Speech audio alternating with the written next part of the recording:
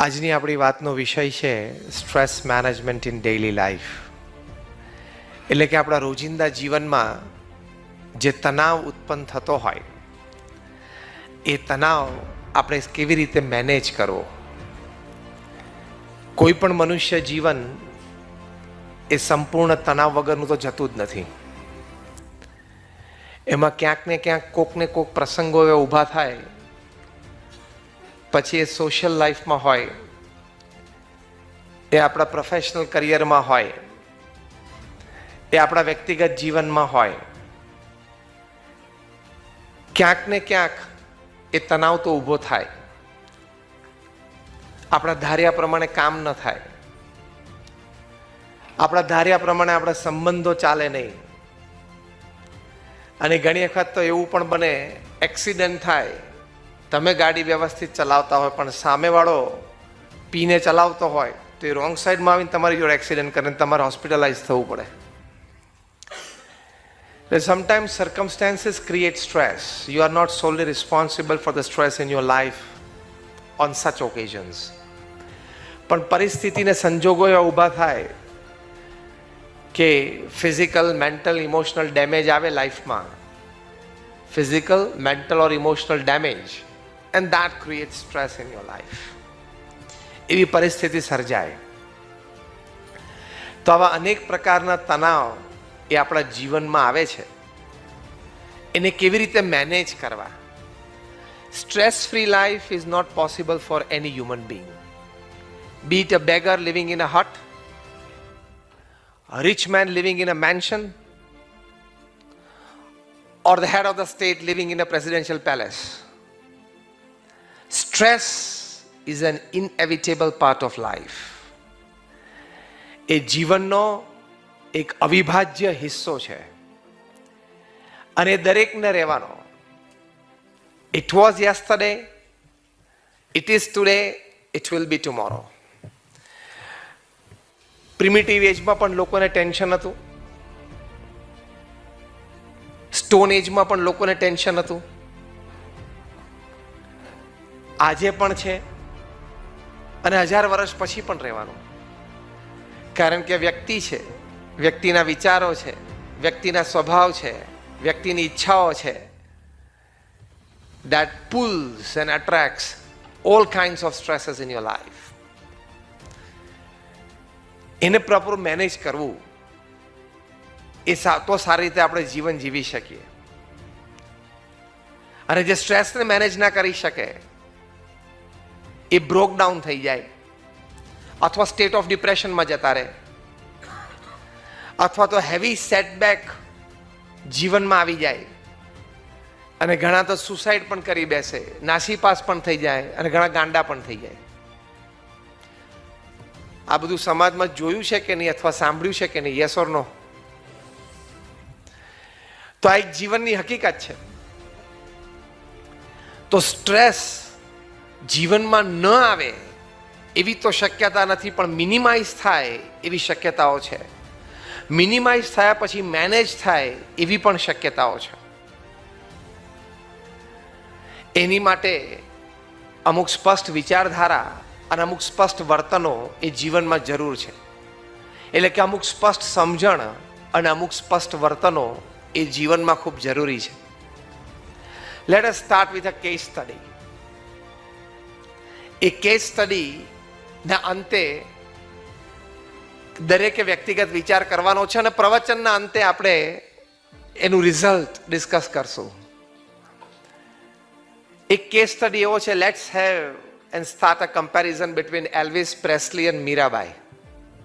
એનો એક case study કરીએ આપણે. એલ્વિસ પ્રેસ્લીનું બધાએ નામ સાંભળ્યું છે? હા કે ના? હાથ ઊંચો કરો. The king of rock and roll, perhaps the greatest entertainer the planet has ever produced. અને મીરાબાઈ માટે કંઈ એવું ક્વીન ઓફ ભજન તરીકે ટાઇટલ કોઈ આપ્યું નથી, અને એમના હયાતીમાં કે વિશ્વ પ્રસિદ્ધ થયા નહોતા. એલ્વિસ પ્રેસ્લી 21 વર્ષના હતા ત્યારે there were 78 Presley products in the market. He was endorsing 78 products. એલ્વિસના jeans આવતા, એલ્વિસના મૃત્યુ પછી ખાલી આ એક અક્ષર આગો પાછો કરી નાખ્યો એટલે લેવિસના જીન્સ આવે છે. એ બેઝિકલી એલ્વિસ જીન્સ હતા. મીરાબાઈ એમની હયાતીમાં જ્યારે પૃથ્વી પર હતા ત્યારે તો એક પણ પ્રોડક્ટ એન્ડોર્સ કરતા જ નહોતા, કારણ કે ઇન્ડિયામાં તો કેવી એન્ડોર્સિંગ સિસ્ટમ 500 વર્ષ પહેલા હતી નહીં, પૃથ્વી પર ક્યાંય નથી. એલ્વિસ પ્રેસ્લી માટે એની જે પ્રસિદ્ધિ છે, એના બાયોગ્રાફર માઇક સ્ટોન એવું લખે છે કે Elvis is only the second person in history to become famous by the first name after Jesus. Jesus Christ પછી પહેલા નામથી પ્રસિદ્ધ થઈ કોઈ બીજી વ્યક્તિ હોય તો એ એલ્વિસ છે. મીરાબાઈ માટે તો કોઈ એવું જીવન ચરિત્ર લખ્યું નથી. એલ્વિસ પ્રેસ્લી એમની પોતાની હયાતીમાં એમની 500 મિલિયન રેકોર્ડ્સ વેચાલી. તે જમાનામાં પેલી રેકોર્ડ ડિસ્ક હતી મોટી. મીરાબાઈના એક પણ ભજન એમના પોતાના વોઇસમાં રેકોર્ડેડ જ નથી. અને એલ્વિસના તો પોતાના 500 million records in his life time. Elvis પ્રેસ્લીએ એમના લાઈફ ટાઈમમાં his own self earned by his own talent and persona $1,000 million. 1974માં એની પાસે $1,000 million હતા પોતાના કમાયેલા. અને મીરાબાઈ પાસે પોતાના કમાયેલા પૈસા કેટલા હતા? એક પણ નહીં. કારણ કે એ કંઈ પબ્લિક પરફોર્મન્સ આપતા નહોતા, એમની કોન્સર્ટ્સ થતી નહોતી. એલ્વિસ પ્રેસ્લીની કેવેલકેડમાં 7 લિમોઝિન હતી. તે વખતે અમેરિકાના પ્રેસિડેન્ટ લીમો વાપરતા. એલ્વિસ પ્રેસ્લીની 7 ગાડીઓ એક જ number plate, which is a big status. અને 7 ગાડીઓ ઉપર પેઇન્ટની સાથે ક્રશ ડાયમંડ સ્ટડેડ હતા. So the cars were studded with crush diamonds. દૂરથી 7 ગાડીઓની કેવેલકેડ આવતી હોય ને, ચમકે અને દેખાય. મીરાબાઈને એક સ્થાનેથી બીજા સ્થાને જવું હોય તો કેટલી ગાડીઓ હતી? પગપાળા ચાલતા. એલ્વિસ પ્રેસ્લી રોજ સાંજે કોન્સર્ટ આપતા.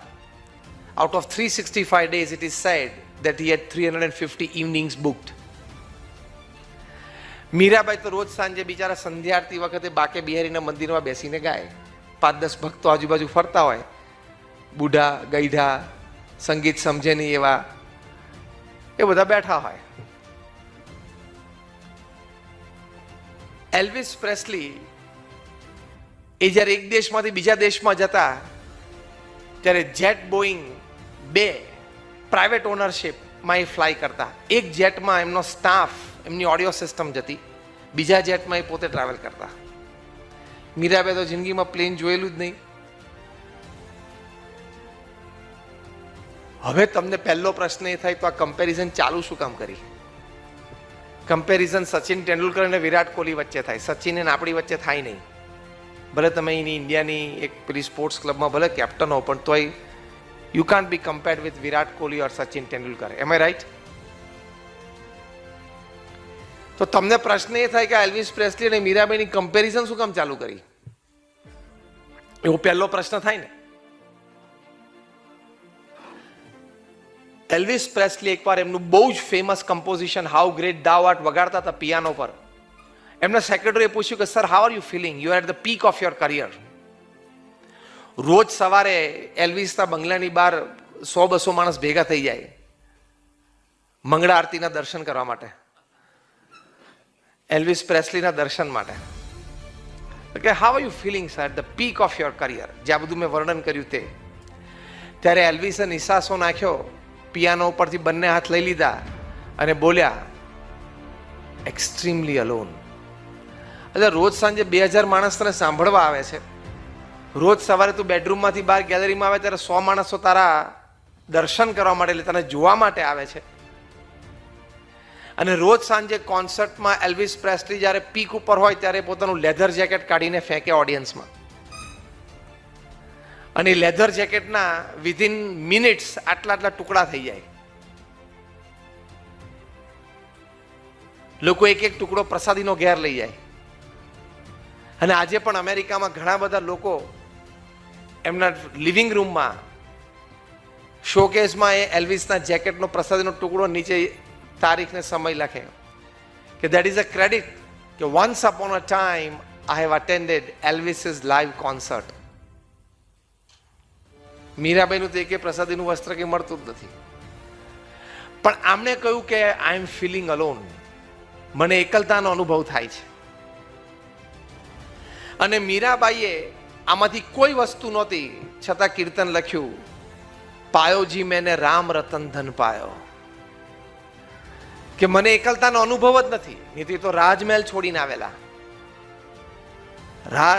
મહારાણી હતા, પણ એમને એકલતાનો અનુભવ ના થયો. એમને થયું કે મારી સાથે તો ભગવાન છે.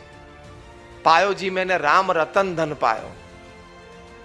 એલ્વિસ પ્રેસ્લી પાસે બધું હતું છતાં એમણે કહ્યું કે આઈ એમ ફીલિંગ અલોન. મીરાબાઈ પાસે કશું નહોતું છતાં એમણે લખ્યું કે પાયોજી મેને રામ રતન ધન પાયો.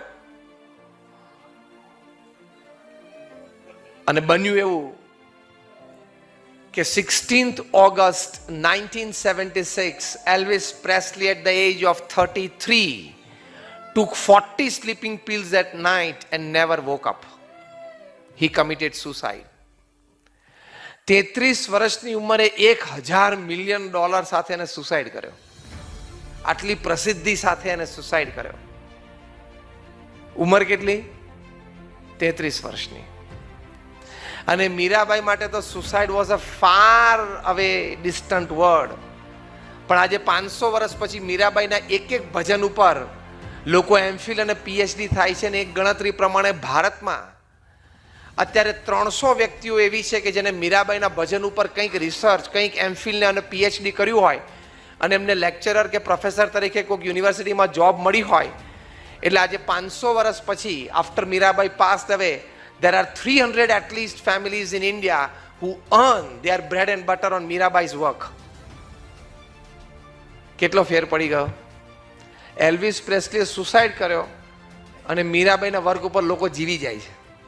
બ્રેડ એન્ડ બટર આખા ફેમિલીને આવી જાય છે. તો ફેર ક્યાં પડ્યો? આટલું બધું હતું એલ્વિસ પ્રેસ્લી પાસે, છતાં he could not manage stresses in life. He was on drugs. અને મીરાબાઈ પાસે કશું જ નહોતું આ લૌકિક દ્રષ્ટિએ. રાજમહેલ છોડીને આવેલા, સાંજે મંદિરમાં કોઈ આવીને દાન આપે તો એનું જમવાનું થઈ શકે એવી પરિસ્થિતિમાં she lived a happy life. She lived a life of contention and she lived a life where she produced work which is giving employment to people even today.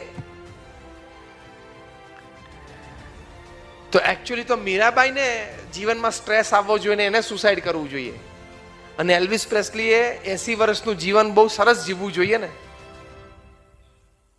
આજે પણ તમે અમેરિકામાં મેમ્ફિસમાં જાઓ તો એલ્વિસ મેમોરિયલ છે. આજે પણ રોજ 100-150 લોકો એલ્વિસ મેમોરિયલમાં જોવા જાય છે. એની બધી પ્રસાદીની વસ્તુઓ જેને વાપરી હોય એના વસ્ત્રો ને બધું. તો ધ ડિફરન્સ કેમ આઉટ કે Elvis could not manage stress in his life. Mirabai did not allow stress in her life. ખબર પડી આ બે વાક્યોમાં? એનો મતલબ એમ થયો કે તમારી પાસે મટીરિયલિઝમ વ્યવસ્થા ગમે તેટલી હોય, that will not help you in times of your life. But if you have a good understanding of life, if you know how to live your life, you'll be able to manage your life well, manage situations propping up in your life well, and you'll be able to manage stress. એટલે બહુ જ મોટો તફાવત છે.